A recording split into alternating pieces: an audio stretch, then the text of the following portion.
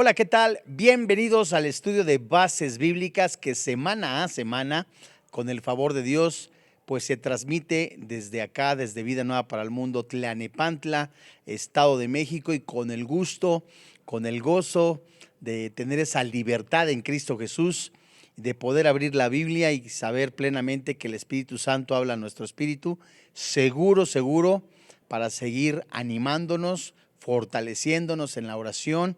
Y bueno, pues el día de hoy vamos a continuar con esta serie de los ángeles, en esta segunda estrategia del adversario, en un tema titulado Satanás desacredita el testimonio. Y antes de eso, pues voy a leer parte del Salmo 34 para posteriormente pues unirnos en oración. Yo le invito con todo mi corazón que usted pues considere tener a la mano su Biblia, un cuaderno donde hacer anotaciones, así como de la misma manera, pues si salen dudas, algunas interrogantes, pues nos las haga saber a través de las redes sociales, como muchos de los que pues se conectan, pues amablemente nos hacen las preguntas y se las contestamos siempre a la luz de la palabra de Dios. Bueno, pues dice el Salmo 34. Bendeciré a Jehová en todo tiempo. Su alabanza estará de continuo en mi boca. En Jehová se gloriará mi alma. Lo oirán los mansos y se alegrarán. Engrandeced a Jehová conmigo y exaltemos aún a su nombre. Busqué a Jehová y él me oyó y me libró de todos mis temores. Los que miraron a él fueron alumbrados y sus rostros no fueron avergonzados. Este pobre clamó y le oyó Jehová y lo libró de todas sus angustias. El ángel de Jehová acampa alrededor de los que le temen y los defiende. Gustad y ved que es bueno Jehová. Dichoso el hombre que confía en él. Temed a Jehová, vosotros sus santos, pues nada falta a los que le temen. Vamos a orar. Padre, en el nombre del Señor Jesucristo, hoy delante de ti nos ponemos en tus manos, creyendo firmemente que tu Santo Espíritu habla a nuestro espíritu. Papito, muchas gracias por tu amor, por tu fidelidad, por tu misericordia. Señor, gracias porque tienes cuidado de nosotros. Y hoy en este día te suplicamos que inclines tu oído a nuestra oración, a nuestro ruego, sabiendo que tú, Señor, pues eres soberano. Gracias, papá, porque bendices a esta nación hermosa, los Estados Unidos mexicanos. Gracias porque bendices a nuestro presidente, al licenciado Andrés Manuel López Obrador, porque tu palabra dice que las autoridades han sido puestas por Dios, por ti han sido establecidas. Creemos, Señor, que el mensaje de salvación tú lo envías a través de un alma sensible que está dispuesta a predicar el evangelio y que le comparta así en el momento que tú quieres hacia el presidente de la República, a los gobernadores, así también como a la Cámara de Diputados, de senadores. Los ponemos en tus manos. Padre, te pedimos que tú sigas bendiciendo a Israel, preciosa nación. Le bendecimos con todo nuestro corazón, con todas nuestras fuerzas. Papá, gracias por tu amor, gracias por tu bondad. En el nombre del Señor Jesucristo, es también nuestra oración que tú bendigas a quienes están en los hospitales, a quienes están en la cárcel, y en medida que tú lo permitas a través de diversos medios de comunicación, permitas la difusión del evangelio, de la doctrina, del evangelio de salvación. Señor, muchas gracias porque también bendices a los doctores Armando Alejandro Alducin, a la esposa de cada uno de ellos, a sus hijos, a sus nietos. Gracias, papá, porque bendices a Vida Nueva para el Mundo. Te damos gracias por sostener, por bendecir esta preciosa iglesia. Todo esto te lo pedimos, Señor, en el precioso nombre que es sobre todo nombre, Cristo Jesús. Amén.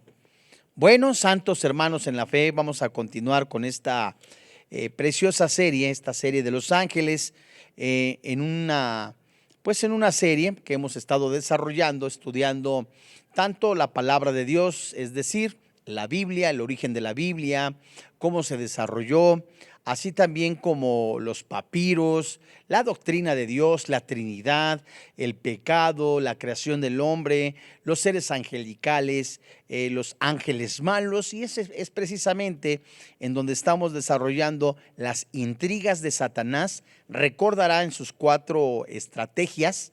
Hoy comenzamos con esta segunda estrategia, y dentro de las estrategias pues hay planes, hay también pues cantidad de pues maldades del enemigo, ¿no?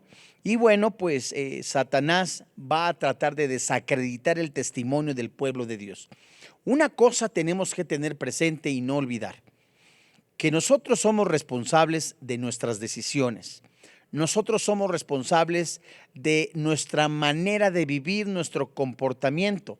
No debemos de olvidar que nosotros daremos cuenta de lo que hagamos. Es verdad, tenemos el enemigo en el momento que nos convertimos a Cristo, a nuestro principal enemigo, que es la carne. Me refiero a esta materia donde radica, vive todavía el pecado, y aunque el alma y el espíritu han sido ya regenerados, la carne no. Eso sucederá en la glorificación. Y a lo que quiero llegar es de que no del todo es culpable es Satanás, sino que nosotros somos responsables de nuestras decisiones, de nuestro pecado, de vivir en el pecado. Y ya lo dijera Santiago: si alguno es tentado, no diga que es de parte de Dios, sino de su propia concupiscencia, que es atraído y seducido. Lo que sí Satanás ocupará o aprovechará una situación de nosotros en relación a desacreditar nuestro testimonio. Es lo que nosotros no debemos de olvidar, porque va a aprovechar, permítame el término, en algún momento cualquier puerta abierta en nuestra vida, una grieta en nuestra vida, para meterse y tumbarlo. De ahí que vemos en esta estrategia, en esta segunda estrategia, vamos a ver el situacionalismo. ¿Qué es eso? Es la concesión de la palabra de Dios, que hace pensar que yo creo, ¿verdad?, que la palabra de Dios se puede concesionar.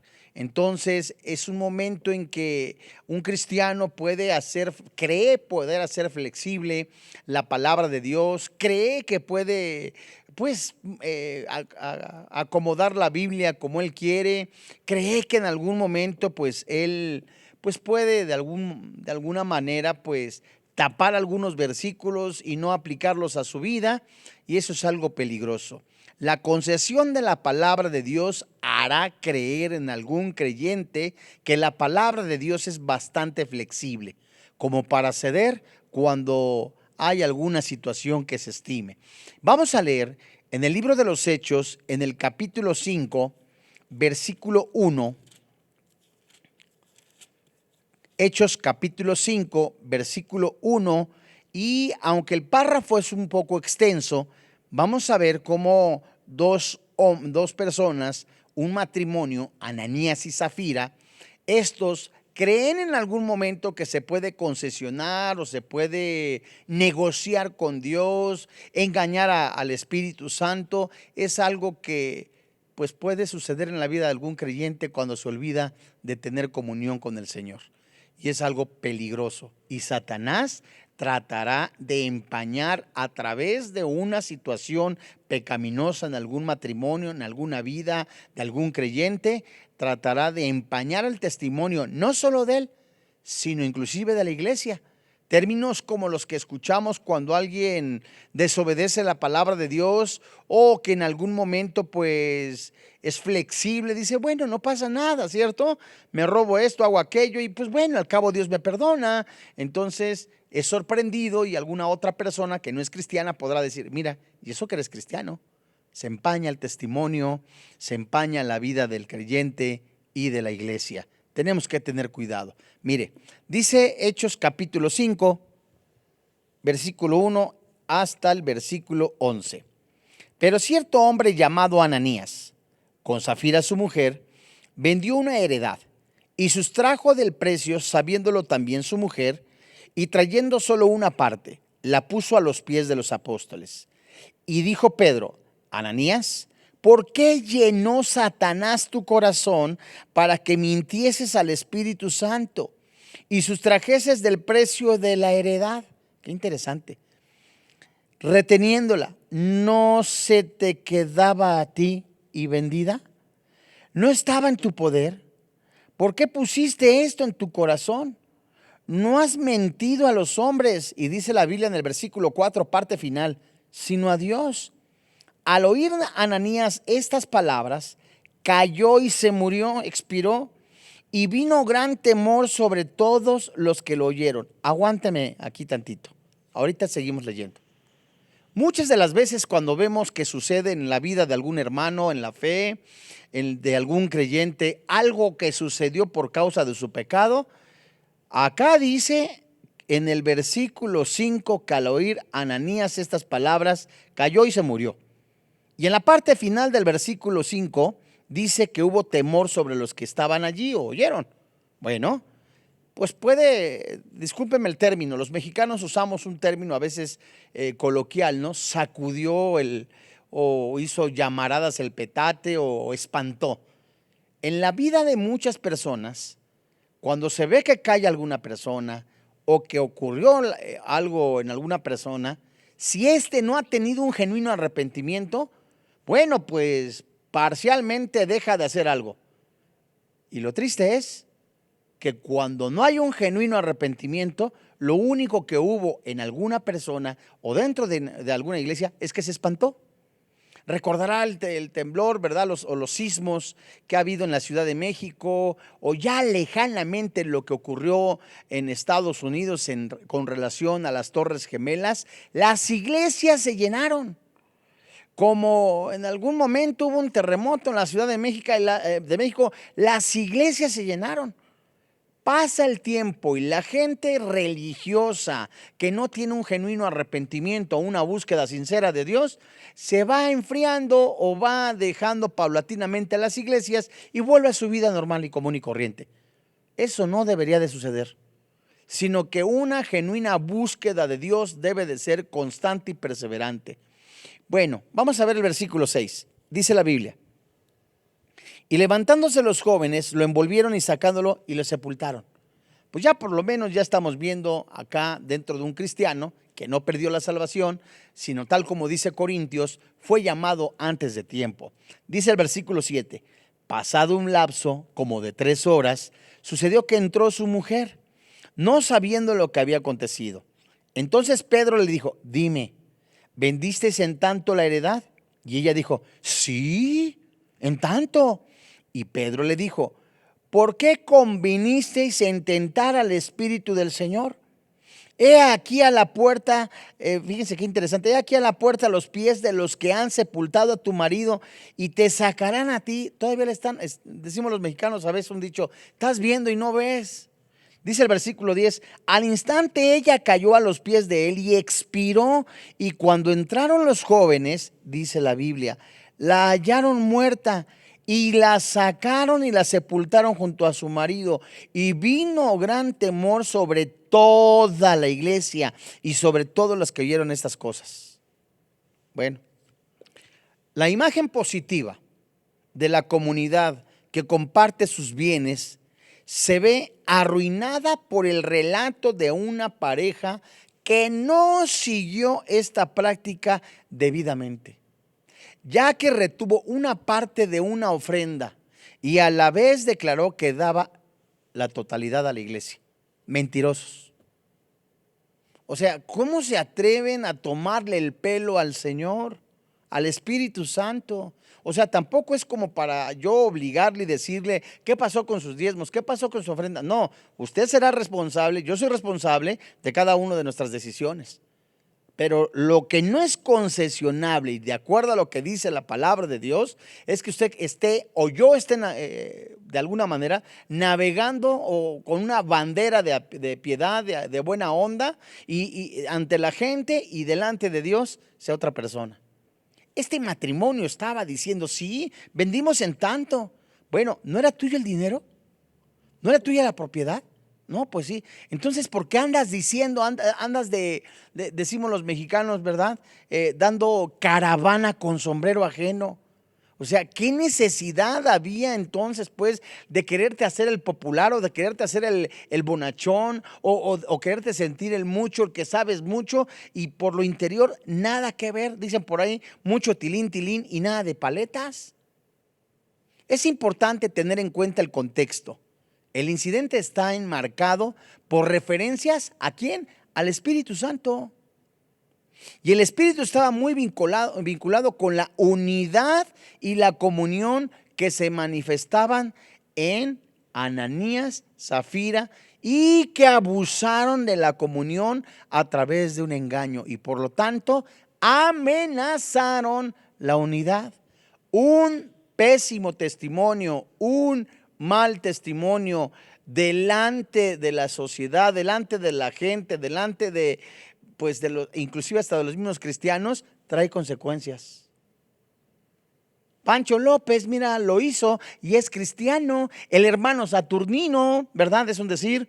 El hermano fulano de tal, que está dentro de la iglesia, tiene amante. El hermano Perengano, fíjate nada más, habla de esto y hace otra cosa. Está comprometiendo la unidad de la iglesia. Está comprometiendo la veracidad de la palabra de Dios, y no porque no sea veraz. La palabra de Dios es veraz, pero para el incrédulo, ¿verdad? Al que no tiene a Cristo, pone en tela de juicio. Vamos a leer el Salmo 119, versículo 89, en donde recuerde, vemos pues nosotros, dentro de las estrategias que hace Satanás, nosotros vamos a ver después de esto, de la estrategia, vemos la táctica. Vemos en esta segunda estrategia de Satanás, vamos a ver varias tácticas. Al término de la táctica vamos a ver lo que dice la palabra de Dios, pues para ver completamente esa veracidad. Aunque usted es un administrador, aunque usted maneja finanzas o es empresario o es un empleado, dése cuenta que todo lo que hay en este planeta es de Dios. Dice el Salmo 119, versículo 89. Para siempre, oh Jehová, permanece tu palabra en los cielos. La palabra de Dios no cambia. Y siempre espiritualmente, ¿verdad? Es pertinente. En todo momento la palabra de Dios, si leemos Pedro, en la carta de Pedro dice la palabra de Dios, que la palabra de Dios permanece para siempre, se interpreta por sí mismo. Así como lo dice en el capítulo 1 de la primera carta de Pedro, nos damos cuenta que la palabra de Dios no se marchita, la palabra de Dios es eterna. La palabra de Dios, en pocas palabras, no es concesionable. Amados hermanos en la fe, vamos a ver la segunda táctica dentro de la segunda estrategia de Satanás en este tema que bien hemos titulado Satanás desacredita el testimonio. Vamos a ver lo que es el individualismo. ¿Qué es el individualismo? Bueno, creer que yo solo puedo satisfacerme a mí mismo sin tomar en cuenta a los demás. Pero vamos a ser más específicos. Usted no imagina a nivel mundial cómo hay egoísmo dentro del matrimonio, más en el varón, ¿verdad? Y no vaya usted a codear a su esposo y decirle, ¿ya ves? No, veamos nuestro corazón, porque muchas veces, o una gran parte importante de veces, el esposo únicamente busca su beneficio. Dios mío, cuando la palabra de Dios nos dice que el esposo tiene que morir como Cristo para la iglesia.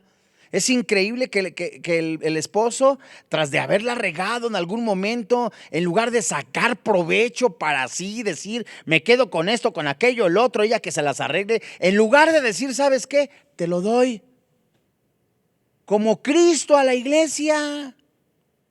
O sea, ¿en qué cabeza cabe, Dios mío? Y cree que aunque esté casado, únicamente busca él el sí. ¿Para qué? Para compadecerse, para satisfacerse de una manera, yo nada más, yo solito. Eso se le llama egoísmo. Eso no es morir al yo. Dios mío. Vayamos a la primera carta a los Corintios, en el capítulo 7. Primer carta a los Corintios, capítulo 7, versículo 1. Primer carta a los Corintios, capítulo 7, versículo 1. La Biblia dice: en cuanto a las cosas que me escribiste, bueno, le sería al hombre no tocar mujer. Versículo 2. Pero a causa de las fornicaciones, cada uno tenga su propia mujer y cada uno tenga su propio marido. Versículo 3. El marido cumpla con la mujer el deber conyugal y asimismo la mujer con el marido. La mujer no tiene potestad sobre su propio cuerpo sino el marido, ni tampoco tiene el marido potestad sobre su propio cuerpo sino la mujer. Versículo 5. No os neguéis el uno al otro, a no hacer, póngale cuidado, por algún tiempo de mutuo consentimiento. ¿Para qué? Para ocuparos sosegadamente en la oración y volver a juntaros el uno para que no os tiente Satanás a causa de vuestra incontinencia. Esto es muy interesante. Aquí no tiene que haber una obligación en obligar a la esposa. Permítame, por favor, como aquí la Biblia dice, entonces tú tienes que entrarle. Como acá la Biblia dice, ¿sabes qué? Hoy toca noche feliz, noche contenta.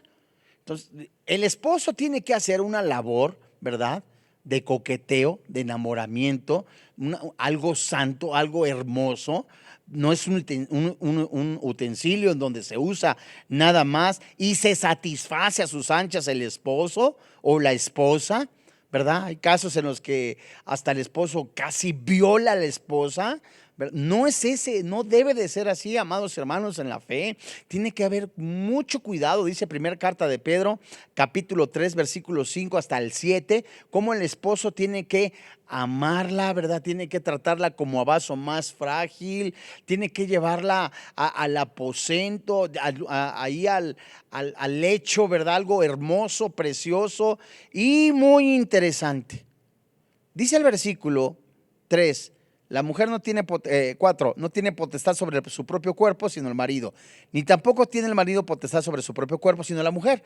Aquí tiene que haber, amadísimos hermanos en la fe, un respeto. Un respeto de yo para con mi esposa para conmigo. Y tiene que haber un mutuo consentimiento, como dice el versículo 5. ¿Por qué? Porque algunos tenían la noción de que en vista de todo pecado sexual y la confusión marital, sería mucho mejor quedarse solteros y todavía más espiritual ser séviles. Entonces, sabes que para muchos la mejor solución era el divorcio. Mira, qué chistoso. Entonces, ¿sabes qué? Pues ya me cansé, ya me fastidié, entonces vamos a separarnos. Fíjense ustedes, el esposo, la esposa, en algún momento ha ocurrido algo, tiene que haber una restauración, tiene que haber una entrega, una reparación entre los dos, amados hermanos en la fe. Esto es muy importante. ¿Por qué? Porque no se debe de tratar a la cónyuge o al cónyuge como si fuera un objeto. Esto podría conducir a algunos piadosos falsos a defender el divorcio para recuperar su soltería. ¿Qué? Fíjense, nada más baquetones, perdónenme la expresión. Y después, ¿sabes qué? Mejor nos quedamos así. Y aunque estos versículos elevan la condición de soltero, siempre y cuando la persona se mantenga célibe, es decir, sin relaciones sexuales. Y muchos veían la oportunidad, hablando de esto, ¿para qué? Pues ¿sabes qué? Pues para, mejor nos divorciamos. Entonces el varoncito ya se quedó con esto, con aquello, el otro, se siente libre. Pues venga a nuestro reino. Eso es un ataque del diablo, dejar a la carne suelta. No hay nada más hermoso, ¿verdad?, dentro del matrimonio que el coqueteo, algo hermoso, respetar los tiempos de la esposa, los tiempos del esposo. Esto es algo precioso que se tiene que llevar dentro del matrimonio, del vínculo matrimonial. Y fíjense ustedes que no hay ninguna forma de enseñar que el matrimonio sea erróneo o inferior. No hay tampoco. Hay algunas situaciones que se están enfrentando en el matrimonio. Yo le encomiendo, yo le suplico que vaya ante su pastor, su esposo, su esposa, junto con el matrimonio pastoral, pidan consejería. Es algo que se tiene que tocar muy profundamente cuando hay algo aspereza, cuando hay algo que no está funcionando bien, una relación. ¿Qué sucede, verdad? Bueno, vayamos a Efesios capítulo 5, en el verso 22 en adelante, en donde el Espíritu Santo nos está mostrando la verdad. Vemos pues la táctica de Satanás, en donde muchos quieren aprovechar cualquier circunstancia para divorciarse, botar todo, quedarse con todo y volver otra vez, pues ya más sueltecitos. No, a ver, ¿qué dice Efesios? Capítulo 5, versículo 22. Vuelvo a repetir, hay muchas causales en el divorcio, ¿verdad? Y todas tienen que ser examinadas a la luz de la palabra de Dios. Y creo yo, desde lo más profundo de mi corazón, lo último, dependiendo del caso, lo último de lo último que se aconseja o se recomienda o se menciona en alguna dificultad del matrimonio es el divorcio. Siempre se busca una restauración, pero le vuelvo a repetir, tiene que analizarse con lupa a la luz de la palabra de Dios. Dice el versículo 22 del capítulo 5. Las casadas estén sujetas a sus propios maridos como al Señor. Porque el marido es cabeza de la mujer, así como Cristo es cabeza de la iglesia, la cual es su cuerpo y Él es su Salvador. Así que, como la iglesia está sujeta a Cristo, así también las casadas lo estén a sus maridos en todo. Entiéndase la palabra sujeción en el versículo 24, dispuestas a aprender. No está hablando de autoritarismo, ¿verdad? De estar enseñoreándose. Versículo 25. Maridos, amad a vuestras mujeres, así como Cristo amó a la iglesia. Versículo 25, parte final. Se entregó a sí mismo por ella. Esa frase de se entregó a sí mismo por ella, amadísimos hermanos en la fe, tiene muchísima enseñanza. Si Cristo, sígame con cuidado, si Cristo vino a pagar los pecados por la iglesia, por los elegidos, paga los pecados, dice la palabra de Dios en la pluma del apóstol Pablo en la carta a los Filipenses: haya pues en vosotros ese sentir que hubo en Cristo Jesús, que siendo en forma de Dios no se aferró como tal, sino que se despojó. Y esta palabra despojarse se traduce se vació. Se despojó, se vació, que fue obediente hasta la muerte y muerte de cruz. Mi deber como cristiano, como hijo de Dios, es amar a Dios por sobre todas las cosas, amar a Dios por sobre todas las cosas y luego a mi prójimo. Y en el caso de los casados, el prójimo, el próximo es mi esposa, es mi esposo, dependiendo del caso. Entonces yo como esposo no busco sacarle provecho a la esposa, que si tiene más sueldo, que si gana más, que si tiene mejor posición, a ver qué le saco a la doñita. No, yo tengo que morir como Cristo se entregó por ella. ¿Cómo quiere usted arreglar su cuestión familiar? ¿Cómo quiere usted restaurar su cuestión material cuando en lugar de eso quiere sacarle provecho a una situación, amadísimo hermano en la fe?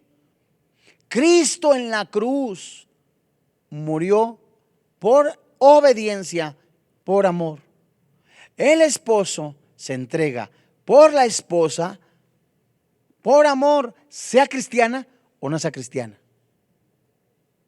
Si estudiamos Efesios capítulo 5, versículo 22 al 32, el Espíritu Santo nos muestra que Jesús da vida a una nueva comunidad de amor, la iglesia, y que es su propio cuerpo. Su amor también define la relación matrimonial para su pueblo. Pablo enseña que los sexos son complementarios y que un hombre y una mujer son iguales ante Dios. No obstante, en el matrimonio, Dios ha llamado al esposo, ¿verdad?, a ejercer el liderazgo. Y este liderazgo no es absoluto, ya que el esposo no debe de ser, ¿verdad?, seguido si llama a su esposa a pecar. Póngale cuidado. La esposa se sujeta al esposo o tiene la disposición de aprender del esposo siempre y cuando la instrucción, la enseñanza, la doctrina, el ejemplo es para glorificar a Dios. Nada de que te sujetas y entonces vamos y hacemos esto y a la esposa la obliga a hacer algo que ofenda su integridad como mujer. Eso no se debe de permitir. Sin embargo, el rol de liderazgo del esposo le asigna la iniciativa de guiar a su esposa para glorificar al Señor, a lo cual la esposa tiene que responder, por supuesto. Si es algo que glorifica al Señor, amén, aleluyita, gloria a Dios. Bueno, santos hermanos en la fe, el entendimiento de Pablo se basa ¿en qué? En el orden de la creación. Únicamente voy a mencionarlo. Se menciona en Génesis capítulo 1, versículo 26, así como en Génesis capítulo 2, versículo 18 hasta el versículo 23, en la primera carta a los Corintios, en el capítulo 11, versículo 8 y 9, así también como en primera carta a Timoteo, en el capítulo 2, versículo 13. Y tiene en cuenta los efectos, por supuesto, de la caída que se persiguen aún entre cristianos y que él lo describe en la primera carta a Timoteo en el capítulo 2, versículo 14. ¿Saben ustedes que la redención en Cristo restaura la intimidad con que los hombres fueron creados para disfrutar del matrimonio? No hay nada más hermoso, mis amadísimos hermanos, que una relación íntima dentro del matrimonio, en donde hay respeto, en donde permítame el término, hay un disfrute santo, en donde, Dios mío, esto es hermosísimo. Fíjese usted, por ahí yo estaba leyendo en una revista, es un chisme cristiano, estaba leyendo una revista donde pues las estrategias o los jóvenes, ¿no? Muchas veces que antes de casarse, híjole, pero le daban con todo, ¿verdad? Antes de casarse y hasta se escondían y chiquitibuna la bim bomba y ahora que se casan, muchos ni tocan a la esposa y eso es triste. Cuando debe de haber una entrega, una intimidad, pero es claro, ¿no? Que si hay algo mal en el corazón, pues lo demás va a estar mal. Bueno, dentro de esta segunda estrategia de Satanás, vamos a ver la siguiente táctica, que es el aislacionalismo. ¿Qué es eso? Es donde una persona, ¿verdad? Es el punto número 3. Una persona piensa que mi reputación, si yo macho mi reputación, a nadie le va a pasar nada. Un ejemplo. Puede haber una persona que tenga serios problemas con el alcohol, con la pornografía, con la inmoralidad, y puede decir, ¿a quién le hago daño? A nadie le hago daño. No, pues yo nada más. No, permítame. Una situación, ejemplo, de alcoholismo en un matrimonio, en una familia, por supuesto que afecta su testimonio, por supuesto que afecta también la integridad de su familia, de su esposa, pero por supuesto es necesario cuidar el testimonio afuera, adentro de la iglesia y en la familia. No se debe de permitir, ni creo yo que haya esquizofrenia espiritual en ese sentido, en donde una persona se comporta en la iglesia de una manera, en la oficina o en el trabajo, en la fábrica, en la factoría de otra, o en la escuela de otra manera, se comporta de acuerdo a cómo vienen los aires. Dios mío, pues eso no debe de hacer, porque realmente afecta a la persona que está viendo. Vamos a la primera carta a Timoteo, afecta a las personas que lo están viendo. Primera carta a Timoteo, capítulo 3, en el versículo 7. Primera carta a Timoteo, capítulo 3, versículo 7. La Biblia dice, también es necesario que tenga buen testimonio de los de afuera, para que no caiga en descrédito y en lazo del diablo. Bueno, fíjense ustedes. Un cristiano, un maestro de la Biblia, un pastor, un padre de familia, debe tener una reputación impecable en la sociedad que no es cristiana. Así haya personas que estén en desacuerdo con sus posturas morales o teológicas, pregunta, ¿cómo puede ejercer influencia espiritual en personas que no lo respetan? ¿Cómo es posible que Pancho López dice una cosa en el púlpito y su vida dice otra? ¿Cómo es posible que una persona ante la sociedad, ante los vecinos, esté proclamando, diga ser cristiano y su vida muestre otra cosa? Que tenga amante, que sea ladrón, que sea distinto a lo que dice la palabra de Dios. Y Satanás gana ventaja. Y Satanás empaña el testimonio de esa persona. Vayamos, si son tan amables, a ver la verdad de Dios, lo que Dios ofrece para tomar más en serio las Escrituras. Y yo le invito a que busque Tito, capítulo 2, versículo 2 al 5. Muy bien, Tito, capítulo 2.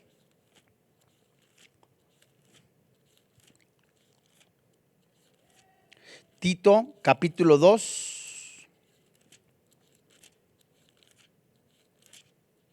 Muy bien. Tito, capítulo 2, versículo 2 al 5.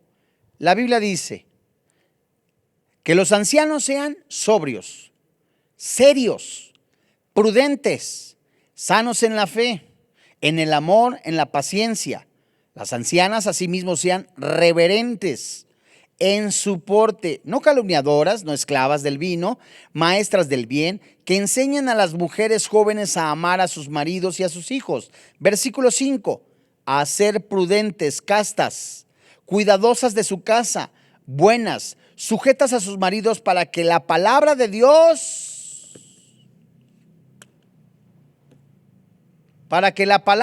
no sea blasfemada. Vamos a ir, amados hermanos en la fe, vamos a invertirle un poco más de tiempo en estos pasajes, en esta porción escritural, y comenzamos desde versículo 2.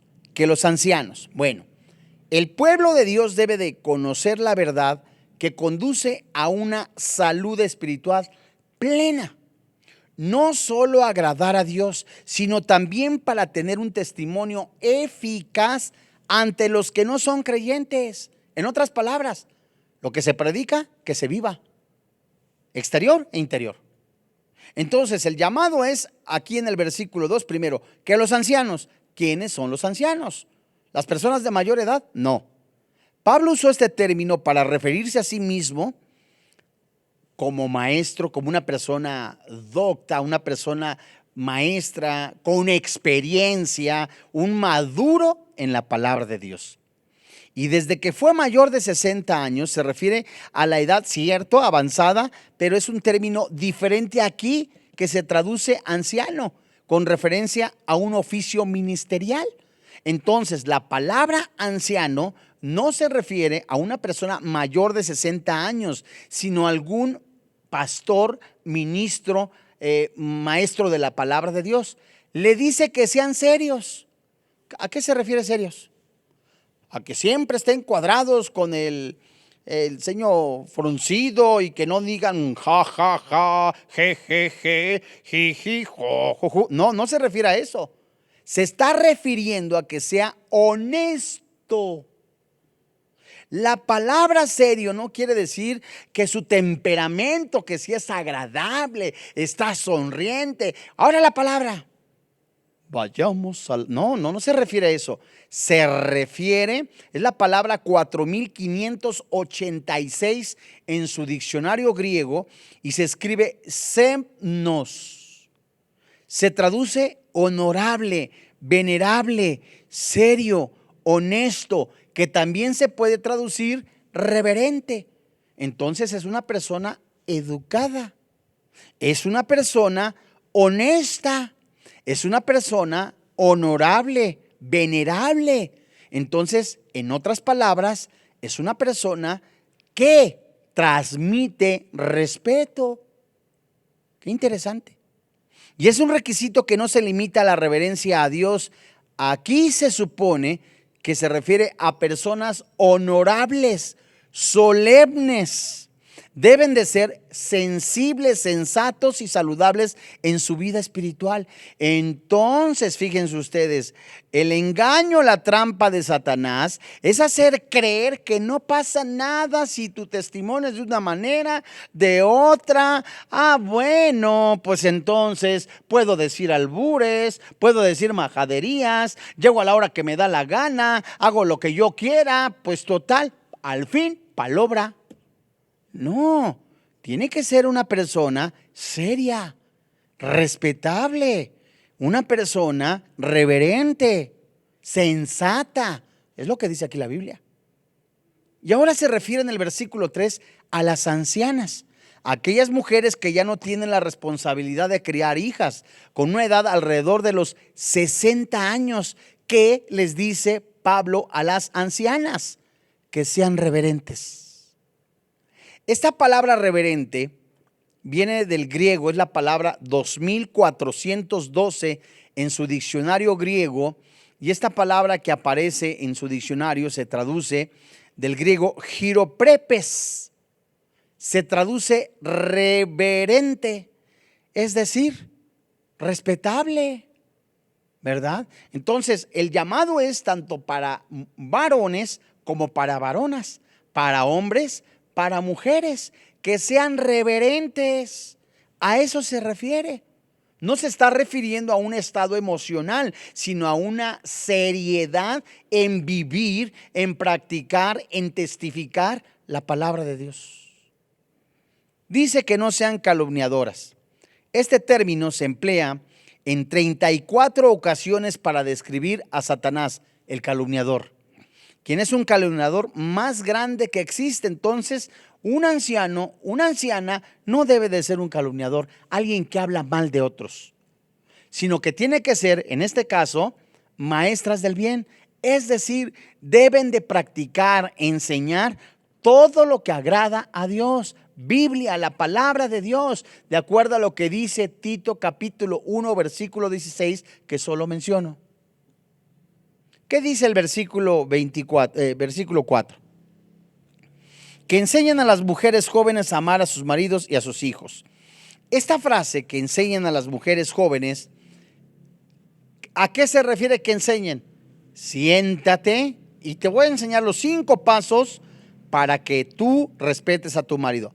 No, sino que a través de su propio ejemplo, de su testimonio, las mujeres ancianas enseñen a las jóvenes, den credibilidad para instruir a las mujeres en la iglesia. Qué interesante. La implicación obvia de esto es a las ancianas, que deben de ser ejemplo de virtud, sobre las cuales amonestan y enseñan. En otras palabras, creo yo que es aplicable, ¿verdad? Tanto líderes como hombre y varón, que el testimonio delante de los que están, pues como consiervos, que son su responsabilidad, sea también de seriedad y sea también que transmitan respeto. ¿Qué dice acá? Amar a sus maridos. La palabra 5362 en su diccionario griego, que se traduce amar al hombre, es la que se utiliza en esta porción escritural como algo afectivo de una esposa, amar a su marido. No hay nada más hermoso, ¿verdad? Que eso refleja muchas veces cuando un esposo ama a su esposa, cuando la esposa ama a su esposo, refleja muchas veces categóricamente el amor, el tiempo que pasa con el Señor, la esperanza de la transformación del corazón del esposo o de la esposa, la restauración en el matrimonio. Eso es algo maravilloso. Y cuando alguien ama al esposo, en este caso habla de que las mujeres amen a su marido, habla de una virtud, de algo hermoso, como las virtudes que se mencionan aquí, que es la incondicional. Se basa en la voluntad de Dios en la dignidad del marido y en los efectos. Eso es impresionante y eso es algo hermoso, de la virtud que debe de tener la esposa para con el esposo. Bueno, amados hermanos, ¿qué más dice? La esposa, ¿verdad? Las ancianas, a través de su testimonio, a través de su manera de vivir, deben de transmitirle el ejemplo a las más jóvenes. Entonces vemos pues que una táctica de Satanás es hacer creer que nuestro testimonio no afecta a los demás. Pues sí, afecta y muchísimo. Dice aquí en el versículo 5 que sean prudentes, es decir, discretas y puras. Es como se traduce esta palabra, prudentes. Se refiere a discretas y puras. Y hay algo más interesante también que se menciona dentro de esta porción escritural, que se refiere a ser cuidadosas de su casa, ¿verdad? Mantener con excelencia un hogar piadoso para con el esposo, los hijos de una responsabilidad de la mujer cristiana que no es susceptible de la negociación. ¿Qué quiero decir con todo esto? Bueno, no se malinterprete lo que digo a continuación, sino que siempre se vea a la luz de la Biblia. Ejemplo, mujeres que puede ser que pasen hasta 12 horas en el templo, en el edificio, en la iglesia. Y la casa, los tendederotes de aguas de ropa sucia, los trastos sucios, no hay ni comida, no hay ni nada de esto, porque según de acuerdo a su perspectiva, primero es el Señor. Está equivocada y está, por supuesto, mal informada. Buscar a Dios no significa estar 12 horas en la iglesia, sino buscar a Dios primeramente implica buscar a Dios con todo mi corazón y con todas mis fuerzas en oración. Seguido de esto, mi testimonio con mi esposo, con mi esposa. Mi deber, primero como esposo, mi deber. Bueno, yo soy cristiano, alguno dirá, bueno, pues, ay, para la honra y gloria, ahí te van 10 pesos para el sueldo, ahí les tiras, Eufemia, o no te doy gasto. Ay, por favor, varones que ni siquiera dan una cantidad porque llevan meses ahí acostadotes, mantenidos de los padres, algunos mantenidos hasta de otras personas, y jóvenes en lugar de buscar a trabajo. La Biblia dice, lo dice Santiago, quien no provee para su casa es peor que un incrédulo, ha negado la fe. Dios mío. Y la esposa, ¿verdad? Cuando la esposa, ese es un engaño de Satanás, hacer creer que las apariencias dan santidad, eso es religiosidad. Y en este caso vemos que las mujeres deben de ser cuidadosas de su casa, no esclavas, no me malentienda, sino que su comunión con el Señor, el trato con su esposo, el cuidado de sus hijos y las atenciones de la casa deben de ser equilibradas, tienen que ser sujetas. La palabra de Dios dice las ideas de que completamente dice la palabra de sujetas, quiere decir que deben de ser dispuestas a seguir aprendiendo. Bueno, dice también que no sean para que la palabra de Dios no sea blasfemada. El propósito de la conducta piadosa es eliminar cualquier posibilidad de oprobio de las Escrituras. Para que una persona se convenza de que Dios puede salvar el pecado, necesita ver a alguien que vive una vida santa.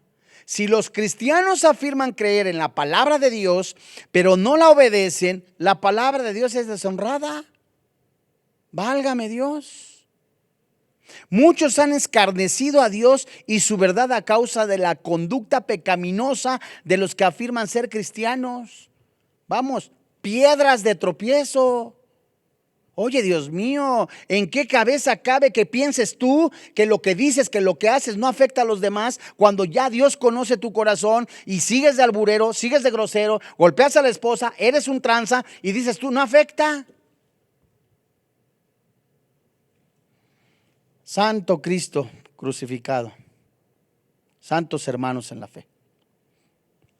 Entonces el Espíritu Santo nos está mandando a un testimonio. amadísimos hermanos en la fe, tenemos que revisar nuestra vida. Tenemos que ser sensibles a la voz del Espíritu Santo. No terminamos todas las tácticas dentro de esta segunda, estrategia de Satanás en 8 días, si el Señor lo permite. Terminamos con las tácticas dentro de la segunda estrategia de Satanás y continuaremos con la tercera estrategia del adversario. Vamos a orar.